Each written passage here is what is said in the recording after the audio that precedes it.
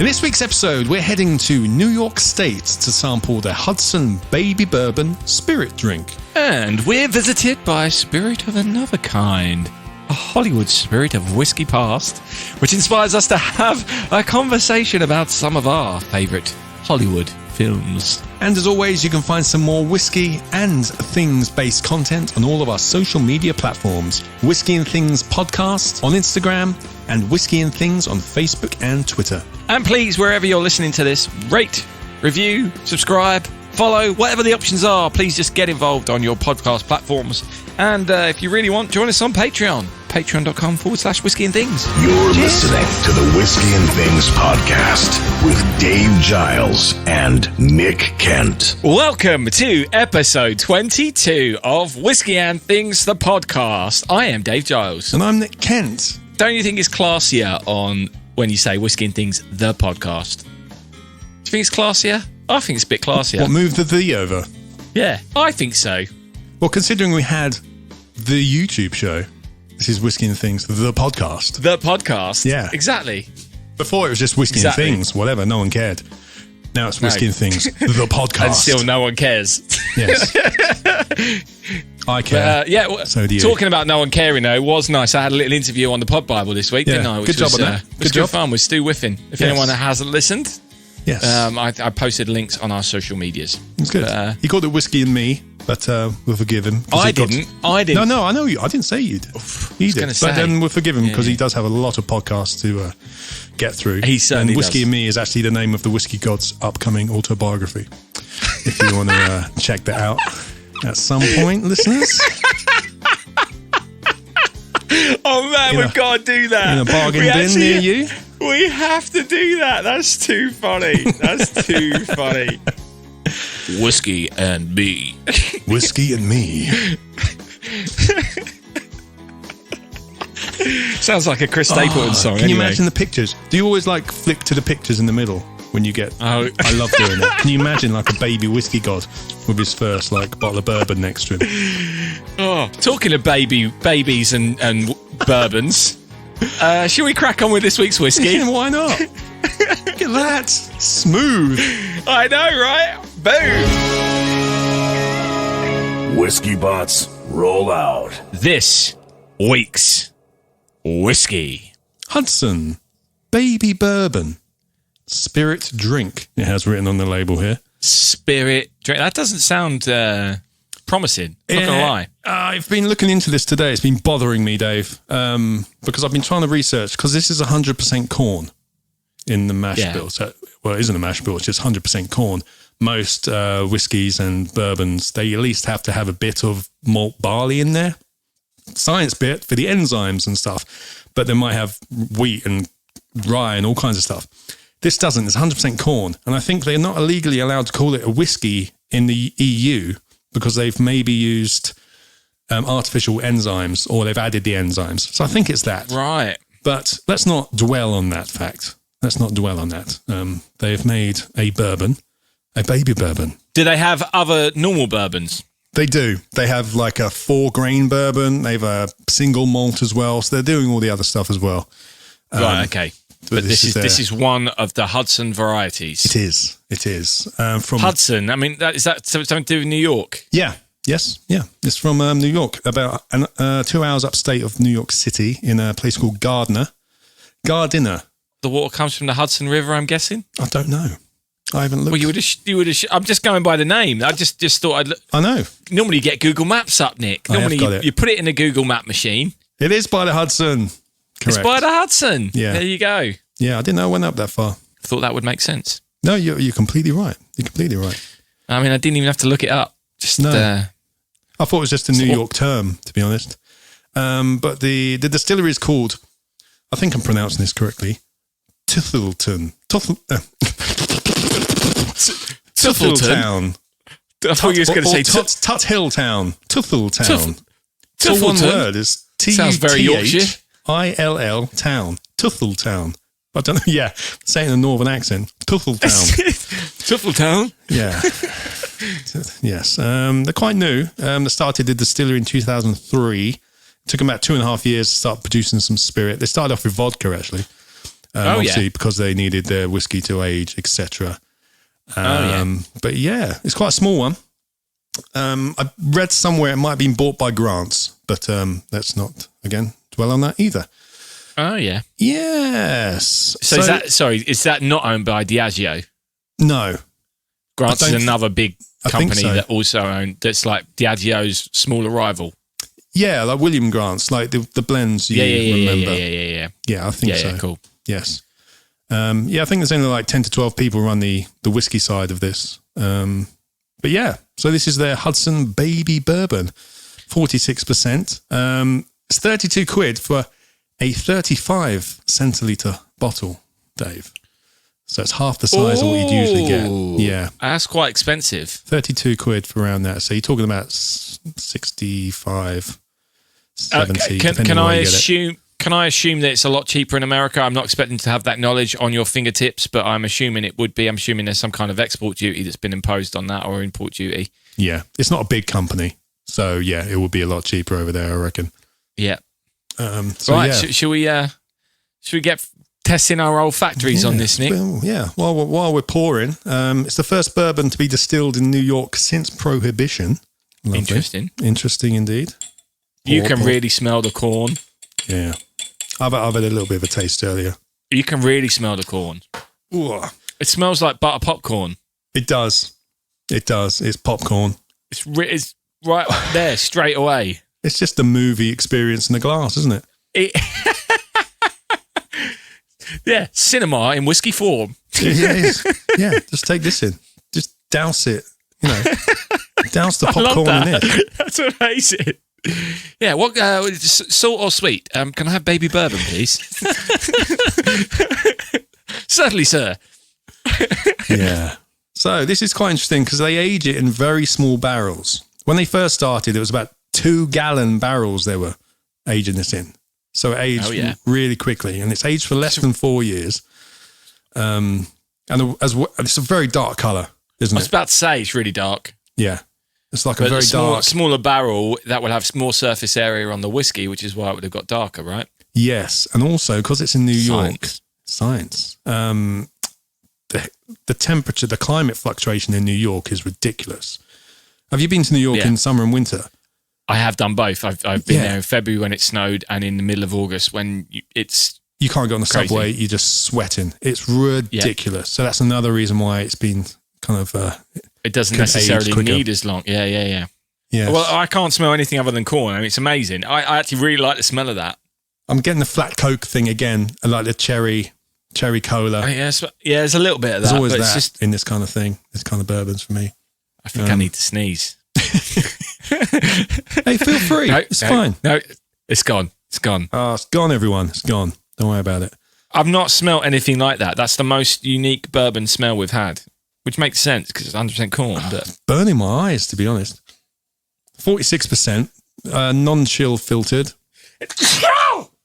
Bless you. Good Lord. I'm going to have to go and wash up. Hang on a moment.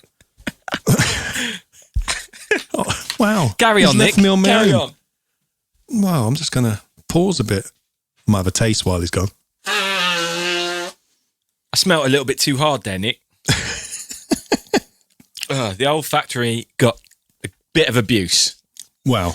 Yeah. What have I missed? Look after that old factory, mate. Exactly. The old factory the walls will fall down. Yeah. Interesting fact. Yeah. Oh, yeah. When they first started making these, they were told that they were meant to agitate the barrels every couple of weeks or a couple of months or something, but they didn't have the manpower. Does that mean just give jiggle them about, give them a shake, them about, move them around, but they didn't have the manpower, so they adopted another way of doing this by sonic maturation process. So basically, they've got a load of bass speakers. Oh, there it is. That's exactly what I was going to say. They got a big sub. They have many subs apparently around the warehouse, and they play heavy bass music to kind of agitate the whiskey inside the barrel and to make it all vibrate, and it also makes it kind of interact together more. It's interesting. That's what Metallica have done with their whiskey as well. It's quite interesting. Did you know, Nick, that if you are deaf, you can still hear music if you hold a balloon? Where do you hold your balloon? If you're holding hold a balloon and someone plays music loud, you'll hear the music even if you're deaf. Through what? Obviously, the vibrations. No, but don't you need the actual eardrums to register those vibrations? Look, I don't know about this. I'm kind of making it up. You can't bring up a fact like this, Dave, and not. Well, no, it's not that I'm making it up. I'm not saying you're making it up, but I've been told this. But I don't know. I don't know all the science. I haven't looked into it. It's just something I've been told, which I am passing on as fact because that's how the internet works. Yeah. Did you see a nice little meme on Facebook? Exactly. Yeah, I know. Anyway, so this has been sonically agitated. Yes, it has. So pretty much like anyone who's been listening to my voice on this podcast has also been sonically agitated. I didn't want to say anything. Well, there you go. Should we get tasting this? Yeah, let's do it. It's very strong. Wow, that's a burn. That's a serious burn. It blew. It engulfs the mouth. Yeah, walnuts. Really? Do I mean walnuts? Well, those little nuts. I think they are walnuts. Yeah, walnuts.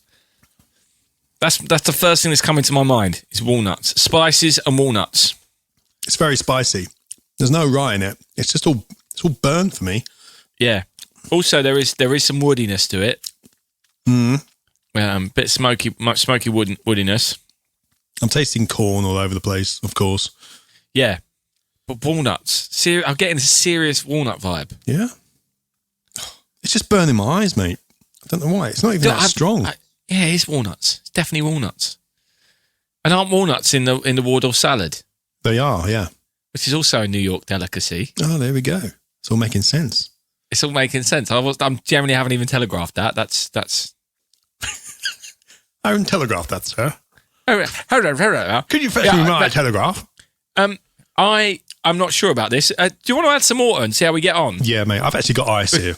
Because that's so strong. I've got a bit of ice. I'm going to whack it in because I haven't got much left. But I'm going to talk into the microphone, people. Because I like bourbon with ice, and I think this will make a big difference.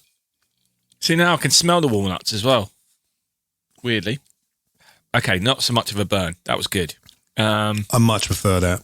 It's still burny. Yeah. Yeah. Come here for the best words, people. Bernie. No, he didn't win. He didn't win. We got Biden instead. Oh, okay. Anyway, he's from Vermont as well, not New York. Vermont. Great use of your eyebrows, Nick. Mate, my eyebrows have a mind of their own. Mate, did you see that Will Smith video? I've seen. I didn't put the music on or the sound on. The eyebrow dancing. Yeah. I was going to send it to you and say, me and you need to do something like this. Obviously, it was. you wouldn't even need to do it fake. You've just got it.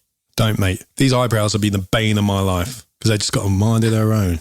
They're brilliant, mate. They're so expressive. Most expressive eyebrows I've ever seen. Because like when I was a lead singer, Dave, in the band, I used to base my eyebrow movement on James Hetfield of Metallica, but then just never grew out of it.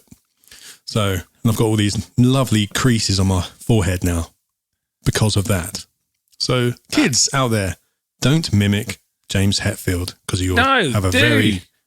Yeah, but not his eyebrow movement because you'll get some weird have great expressive eyebrows like Nick. Creased foreheads are a sign of wisdom, Nick. Like Gordon Ramsay's got the most creased one I've ever seen. When I was a kid, I was told, I'm assuming by my mum and dad, but maybe in the grandparents, that every crease you have in your forehead is like shows wisdom or something. You know, one of those like. Is that what it is? That's what it is. Sorry, I'm completely distracted. No, I'm enjoying it. I'm enjoying it. Welcome to Dave Giles Digressions.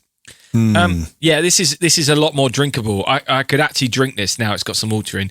Before I had one little sip and I was like, well, it's nice, but just too strong. It just blew my head off. Correct. It's very hot in Manchester today, and the ice I've put in has just melted pretty quick. So, wow, it's lost all the burn for me. But I did enjoy it. As a bourbon man, I don't think it's somewhat. Sorry, I drink bourbon more than Scotch. I wouldn't gravitate towards this. No, me either. For us, it's very expensive for what it is, but flavour-wise as well, it's just a bit too much, bit sweet. I think you need all the other grains in there just to give it a bit more balance. rather than. So it's not jumping out to me as that sweet, really. It's just something about it. It just doesn't really taste like a whiskey. Right. I don't know. It's weird. It's not unpleasant. I'm not saying it's bad. And I liked it. I mean, don't get me wrong. Last week I was saying, wouldn't it be nice if India did something different? And it's nice that the New York thing, if they've gone, let's do something different. Let's do this sonic thing with small sparrows and they've tried something. And that's good. And it's given a different option, which someone is going to like. Yeah, definitely. But for me, it's not what I want from a whiskey. And that I like walnuts, but for that flavour, which is, to me, it's so walnutty. I've picked up a little bit of that at the end. Yeah, I think for me, because this has got a very kind of potent flavour, I think if you were to, it would punch through in a cocktail if you were to do something with it. But potentially, I think that would be really interesting in cocktails. I'd like to see what happens in an old fashioned with this, but like sweeten it up. I think it does need sweetening up. Do you know what this reminds me of? Here's a good one, which I think is interesting. You know how we talk about how whiskeys often have a cake or like cooked fruits. Yeah. To me, all that stuff is moist. When you have a good fruit cake, it's moist, right? You don't want it to be dry. This is a dry carrot cake. Oh, okay. Yeah, I can see that. Not a good carrot cake, a dry carrot cake. Overcooked carrot cake. Yeah, it's that. That's the kind of vibe I'm getting with this. Or that's the kind of image that's conjuring up in my head. Just a bit of cake that's sat out for a bit too long, has lost its moistness. Yeah. And again, some people might like their cake like that, but I prefer them when they're a bit moist. That's more of a bread then, isn't it? More of a malt bread, malt loaf. Yeah, and you want a there's moist a bit cake. of that. Everyone loves a moist cake. You want to make, and also I like the sweetness of the cream, and I'm not getting any sweetness. I'm really not getting much sweetness from this. I got more. The sweetness for me was on the nose for sure. I think it was just too powerful for me on the palate to pick up the sweetness there. There we go. Yeah, for me, it's all right. It's different. Like it. Not worth the money though.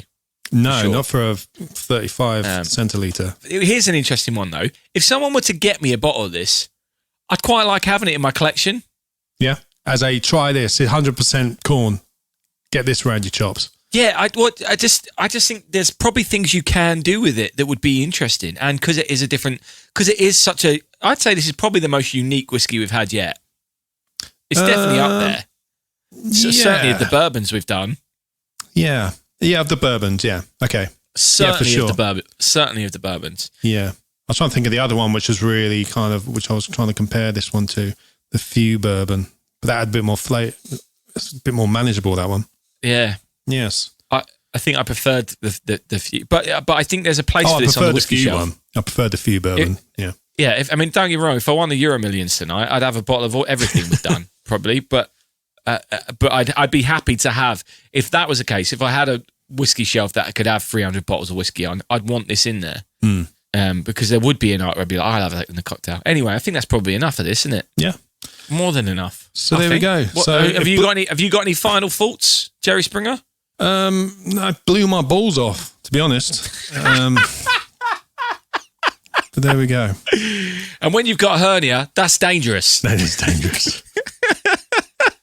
There's enough going on down there as it is, Nick. Anyway. Right, mate. Oh, yeah. Tell me about it. Why should you do a shot of Hudson Baby Bourbon? Because it hurts more. Was that Alan Rickman? Was that Rickman giving us a baby bourbon joke? What's he doing here? Down from the whiskey heavens. Oh, hello, Mr. Rickman. You are most welcome among us once again. You are sorely missed. You are missed. Well, that was random. Anyway. Very pleasant. Very pleasant to hear from from you, David? I'm not too bad, mate. I felt guilty because I didn't give you any time last week until it's down to me, but it is though. No, but it's not. We had a lot to fit in last week, and I was like, right, got to get it all in. Carry on, and then we kind of put your new single to the back of the grid, didn't we? Yeah, it came out today. It's gone well. Like we're doing this on Friday. You've been a busy boy. I've been a really busy boy. It's been a busy week. So. The single came out today. We're nearly at 2,000 streams in the first day, which is fantastic. Just on Spotify, which is fantastic. So if you have listened and you've enjoyed it, thanks very much. It seems to be going down well. People seem to be enjoying it. Happy days. I've got a week full of things planned. I've just done a live stream. Just come off doing a live stream, which was sponsored, Nick. I had my first ever brand deal. Oh. So that's come about this week. I'll get Soundcore Audio got in contact and they wanted to help out. And have you got any Soundcore stuff, Nick? Have you got the Liberty Pro 2 headphones or the Flare speaker? Have you got any of that stuff? I've got both of those, mate.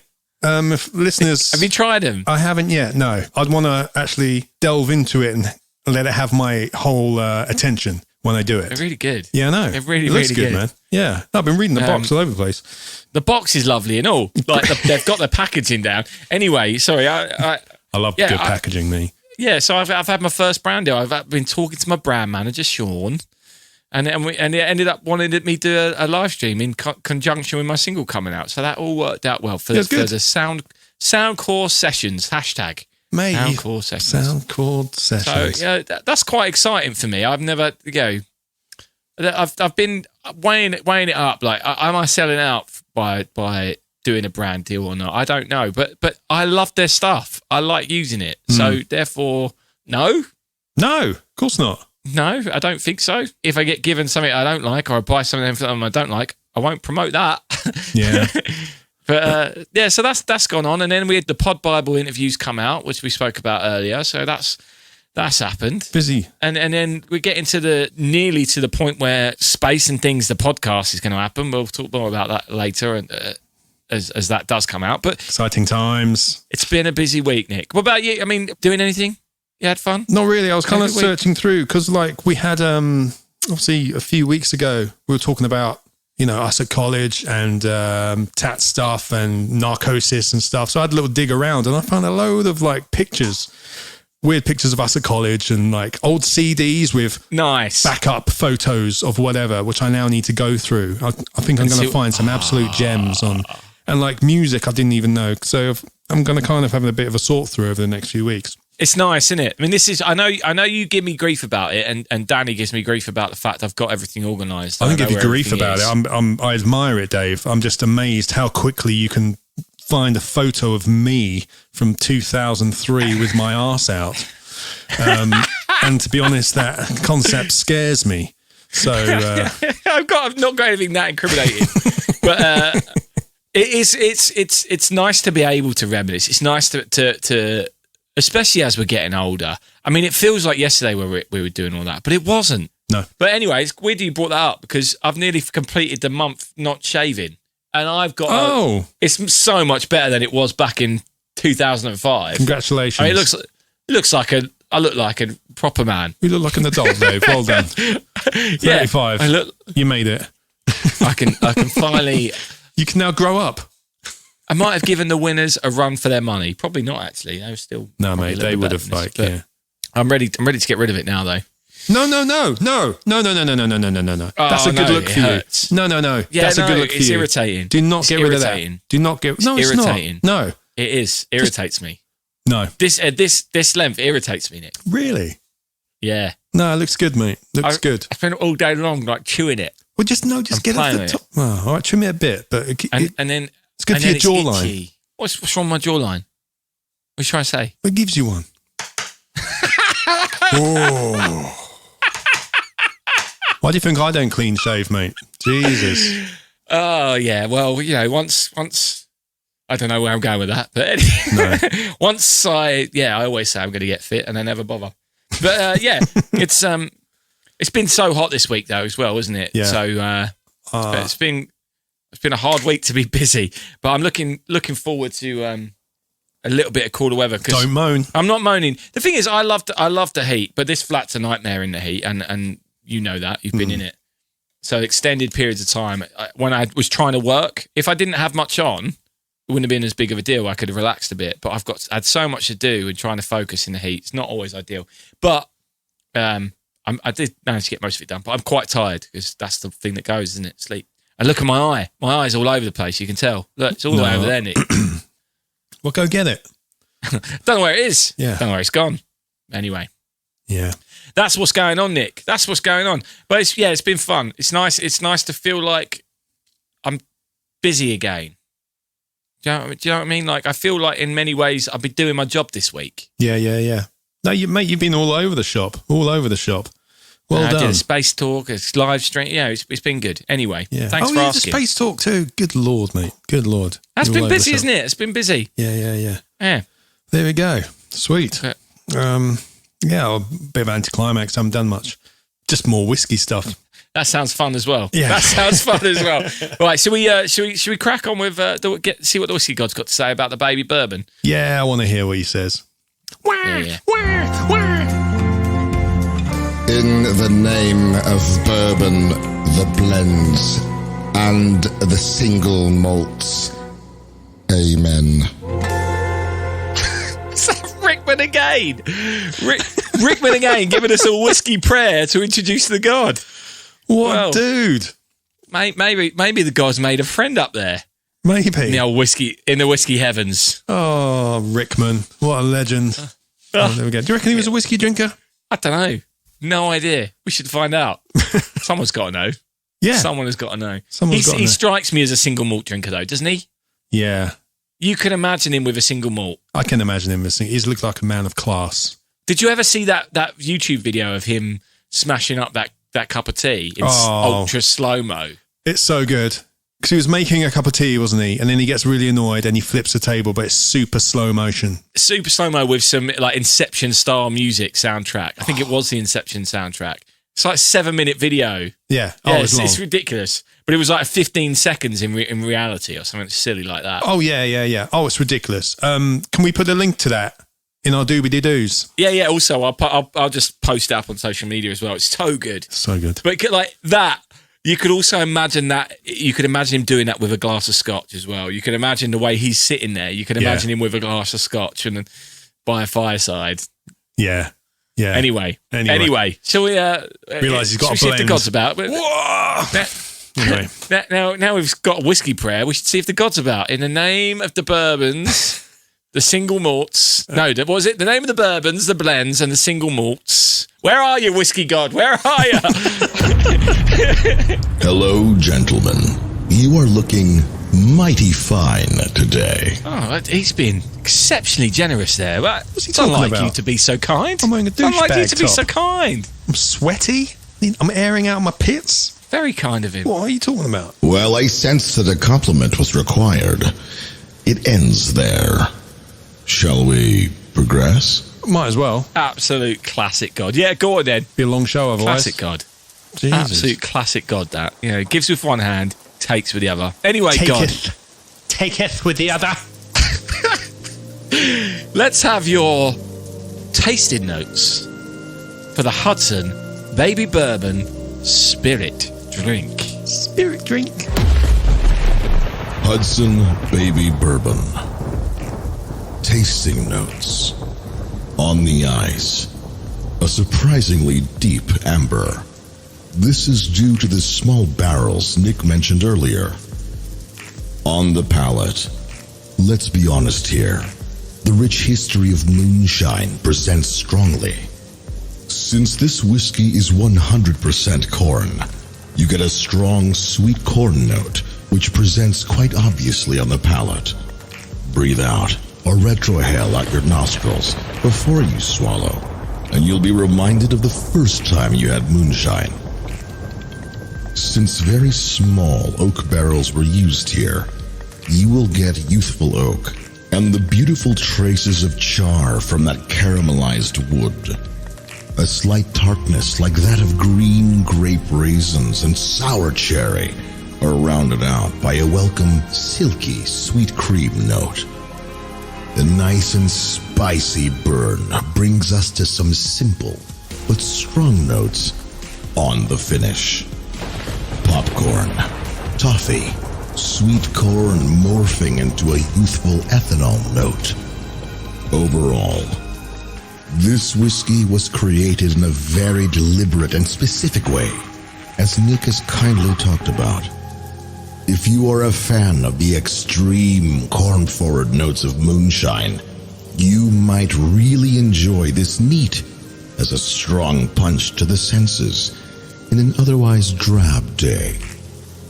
Add some water or ice and quell some of that fire from the alcohol if you like.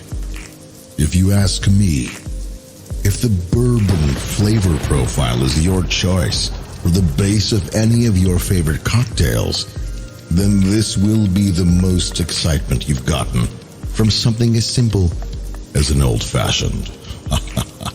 Reminds me of how I found an actual use for Johnny Walker Red. Young as it is, it was terrible on its own, but makes your favorite cocktails more exciting. Try Hudson Baby Bourbon Whiskey with a fizzy orange juice. Call it my gentleman's version of a mimosa. Yes, I do enjoy those from time to time. Hudson Baby Bourbon. Ta-ta. Punch to the senses, Dave. It's got that right. The way we both responded to when our first sip, that does seem about right, doesn't it? It does. Do you know what? There's something that you and I probably need to do at some point, and that's have moonshine. Yeah. We haven't tried it yet, have we? Yeah, we definitely need to. No, because every time that gets brought up, I don't really know what that is. Yeah, it's a thing. That's the thing. A lot of Americans kind of try it. It's kind of like a rite of passage. They try moonshine, but it's not really something which was available to us in England. No. You know what I mean? For us, it was Super Strongbow, drinking it in the park. You know, it's very much a cultural icon in America, isn't it? Yeah. It's a thing. Whereas here, it's not really. It's not really. It's probably more expensive than the whiskey we buy here, you know, as well. Yeah, it's probably awful.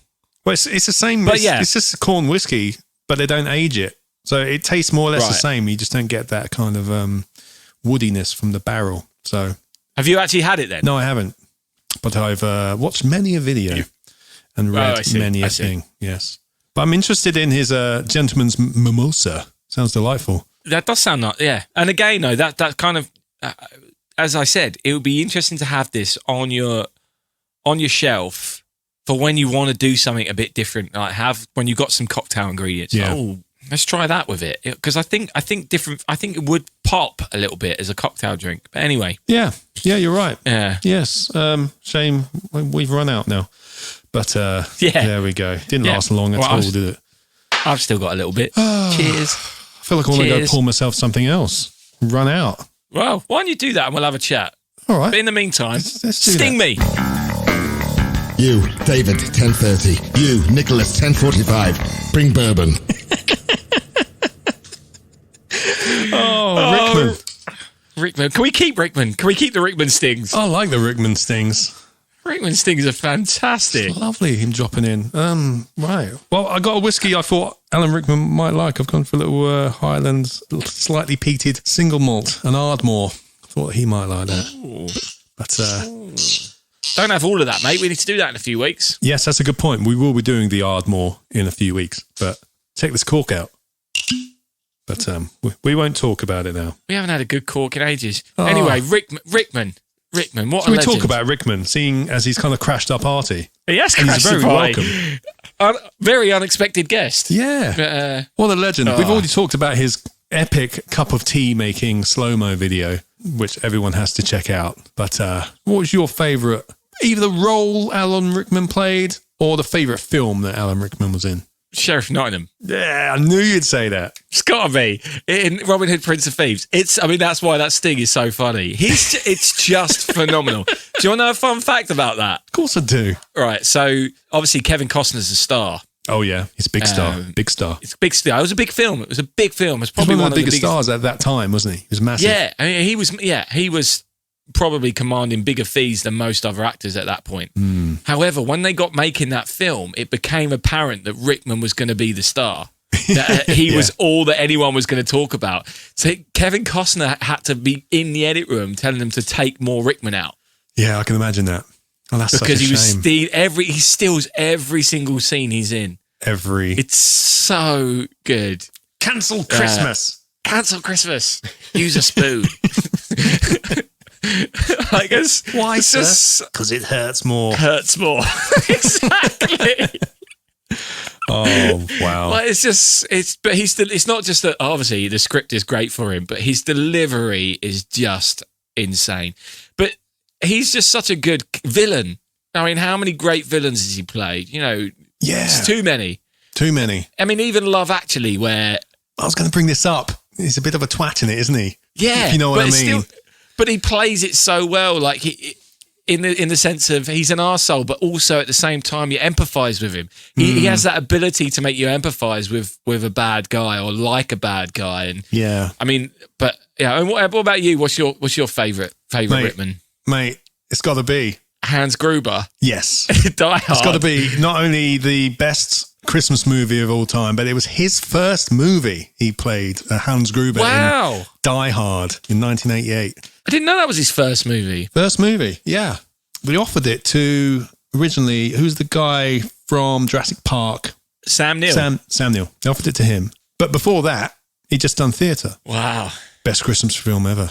Best Christmas film ever. I give you some amazing lines the in FBI. That. Yes. He did. He had the best. He had so many lines in that movie.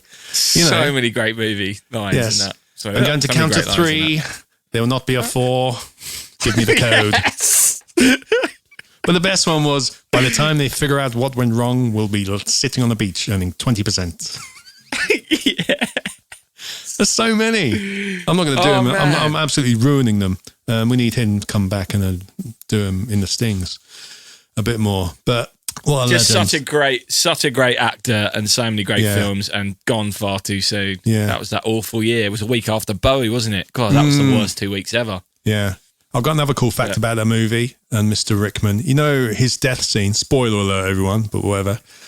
You know when he falls? Yeah. And he has this look of terror on his face. I know this. I know this story. They said they were going to be, right, we're going to drop you on the count of 3, 3, 2, 1, whatever. And they dropped him on 2. So that look of terror on his face is absolutely real because it just took him completely by surprise. I love stuff like that. I've watched many a documentary on that film. Have you seen the one, we may have to put this up on something as well. Is it the Honest Trader one or the one where they count how many times that Bruce Willis would actually have died? Yeah, it was ridiculous. Yeah. Well, it's sitting on this track. I can't remember what YouTube channel it does, but they go through every single explosion, maneuver, and jump that he does, and list his actual injuries that he would have sustained. Yeah, I think the lift shaft one, he would have like burnt his insides. Apparently, he would have shoot the glass.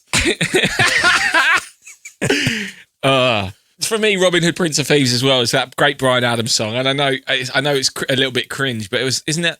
Everything I Do It For You was number one longer than. I think it still is, isn't it? It's the longest serving number one in the UK, I believe, which was never going to be 23 weeks or something. It was something. I think it may be an 18. It's one of two. It's that or the Wet Wet Wet song. Yeah, that was for 4 weddings and a funeral. Yes. Feeling in my fingers, I feel it in my Love Is All Around. That was from 4. Yeah.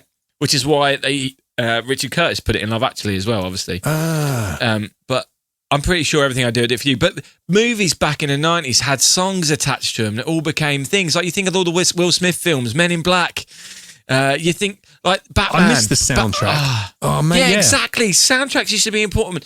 It's like was Batman Forever's got a great soundtrack, or is it? It's Batman Forever. Batman Forever. Kiss I from a Rose. I had it. Hold me, thrill me, kiss me. Yes. A phenomenal soundtrack. The Offspring are on that soundtrack too. Smash It Up, Smash It Up.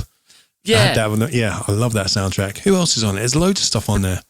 It went right up to the early noughties where films and big singles used to be tied together. A great marketing campaign. But you think like when Elevation came out, it was the Tomb Raider movie. And they tied up that video. Like, it was just clever, just really clever.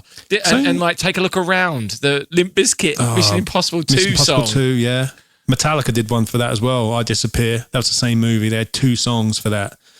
Is it only really James Bond who do that now with the theme tune? Yeah, that's the only, but that always did it. Yeah, I know. But there was a time when all the big blockbusters, all the big blockbusters used to have that. Bodyguard, mate. How long was that number 1? Bodyguard, exactly. That was another one. How long was that number 1? And I Will Always Love You. If you want to know a fun fact about that song. Of course, Dave. Entertain our listeners. It was written by Dolly Parton. Yes, I knew that. Yeah. And Elvis wanted to do it. Elvis wanted to do it before she released it as her single. Yeah. And Colonel Parker phoned her up and said, Elvis wants this song, but he only records songs he's got half the publishing of. So he wanted half the writing credits, and Dolly said no. It was before Dolly was a star. She stuck to her guns. Yeah, good for Dolly. I'm trying to find out. Fun facts there. No, I love those facts. I'm just trying to find out how long that was number one for. Whitney Houston. No, I meant the Robin Hood one. Oh, right. Oh, okay. Found it, Dave. It spent 16 consecutive weeks at number one. Oh, yeah, I thought I was close. Longest uninterrupted run ever. Yeah, this is UK singles chart. Yeah, but then it was Wet, Wet, Wet, Love Is All Around, which amazingly is tied with Drake with One Dance from 2016. I didn't think anyone was going to get anywhere up near there again. But Ed Sheeran had one that was 14 weeks.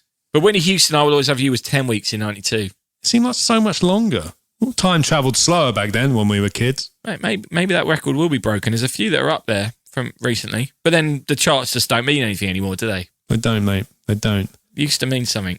Doesn't anymore. It does, mate. Weren't you in the charts a few weeks ago? Or was that Danny Gruff? No, it was you, wasn't it? Danny Gruff, and it was iTunes chart, but no one cares about that. That means you sell 10 copies, you can get on the iTunes chart. Everything I'll do it for you. Sold 15 million copies worldwide. That's my point. Good Lord. That is my point. That's a ridiculous amount. Bear in mind a CD single. Well, it would have been vinyl single as well, wouldn't it? I don't know how much they would have cost. There's 91 as well, yeah. So it would have been vinyl and CD. Blimey O'Reilly. Crazy. Good exactly, Lord. Right? Crazy. Well, there we go. Anyway, thanks, Alan Rickman, for leading us on that trail. That lovely little soundtracks. Yeah. Rickman Films and Soundtracks. Boom. Does that mean in the title of this episode I have to write EP22? Alan Rickman. I'm going to do that. That's what I'm going to do. Alan Rickman. Because we haven't got a guest, so I'm going to do that. Episode 22. Alan Rickman. Alan Rickman. That get people's attention. Alan Rickman. Exactly. Are we allowed? Oh, well. Yeah, of course we are. We spoke about Alan Rickman. We're not misleading. We've had a conversation speaking highly about one of the greatest actors of all time. We have. Mr. Alan Sidney Patrick Rickman. God bless you, Alan Rickman.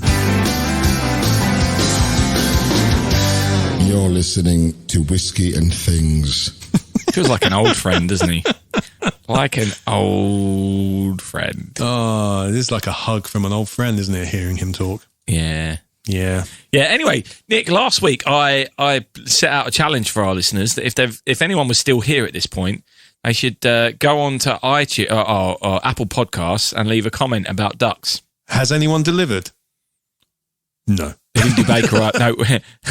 We had one.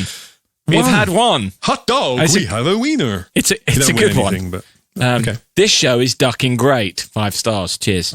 A podcast that I can't put down. Besides their bill of excellent guests, Bill, get it? Good pun, like that. The hosts themselves are so good and quack me up. Those two are birds of a feather. Mallard. Love it. Mallard. Wasn't that Robbie's dog in EastEnders, Mallard? Wellard. Oh, thanks, Dave. Thanks for clearing that up. That's all right. So, yeah. What should we challenge people to do this week, Nick? The end of show challenge. No. I just want, if you're going to go on Apple Podcasts this week, just give us your favourite Rickman quote. Yeah. And we'll be happy. Yeah, or fit in like a movie he's been in, like somewhere. Oh, yes. Somehow, yeah. Like these guys, they die hard. A review. Yeah. Oh, yeah. Yeah. Very cool. A little Rickmanism. Yeah. Nice. Yeah. Nice. Hey, we also heard from Jeff Whiskey about, I didn't want to bring it up earlier in case the God got annoyed. But we've heard from him about Hudson Baby Bourbon. So I'm gonna read it all out. Cool. And then you can decide what you want to put in. Okay, you're leaving me with that responsibility. I am leaving you with that responsibility. Well, thanks for that review. That was great. We'll hear from you next week. No? Okay, go on. The 100% corn mash bill is very noticeable in the nose, smelling like freshly boiled corn on the cobs. Excessively doused in warm margarine. Oh, warm margarine's horrible. Have you ever had warm margarine on toast? I don't know. It really has such a sweet, friendly aroma. I found myself nosing for 3 minutes. I agree. It was quite nice to smell that one. It was a noser. It's more of a noser than a taster, I thought. But yeah. The taste has this slightly tart wood and rye spice, pleasantly laced in rich caramel apple sweetness. I'll differ with you on that one, Jeff. It ends on a very dry note. Yes, it does. Familiar to the drinking of remnants of an overbrewed cup of green tea with ginger. Overbrewed green tea is a great shout. Love that. He goes on to say that I would recommend this bottle if found on a special offer. But still, on the nose, he's giving it 6 out of 6. Oh. And experience 5 out of 6, but value for money 3. So he actually got 18 out of 24. Jeff's Shucks, what a drink. Anyway, thanks, Jeff. Don't forget, please get in contact with your own whiskey notes if you have any of the whiskies that we have coming up. Talking of which, Nick, what are we doing next week? In episode 23? Is that what you're talking about? Episode 23. Yeah. Good. That went better than last week. We're going to be tasting our first Japanese whiskey, everyone. Finally getting there. In the form of the Hibiki Suntory, which is a quite a popular one, I think, with people. So looking forward to that. Do you know what? It's also our first blend. Well, there we go. Wow. How many boxes are we ticking? I know. 2 in 1. Yeah. Look at that. 2 in 1. Wow. We're moving into uncharted territory, everyone. As we get into our mid-20s. It took a time. We've been spoiling ourselves, haven't we? With all these single malts and... Well, I'm intrigued by this. I am intrigued. So I've had this bottle sitting on the side since Christmas. Yeah. It was a gift, and I've been waiting to get round to this. So I'm you were very allowed intrigued. to open it. Yet. I know, but I was concerned that if I enjoyed it, then I'd drink it all, and then we wouldn't have any for the show, and it's probably expensive. So I just figured we'll try it, then I can drink it. Yes. There's good logic there, isn't there? There's logic in there somewhere. Yeah. Absolute sound logic. We'll go with it. Sweet. Okay. Anyway. We're going to be trying that next week. Beautiful. Thank you for tuning in, everyone. Yep. Cheers. Thanks for coming. Whiskey and Things has been brought to you by And Things Productions.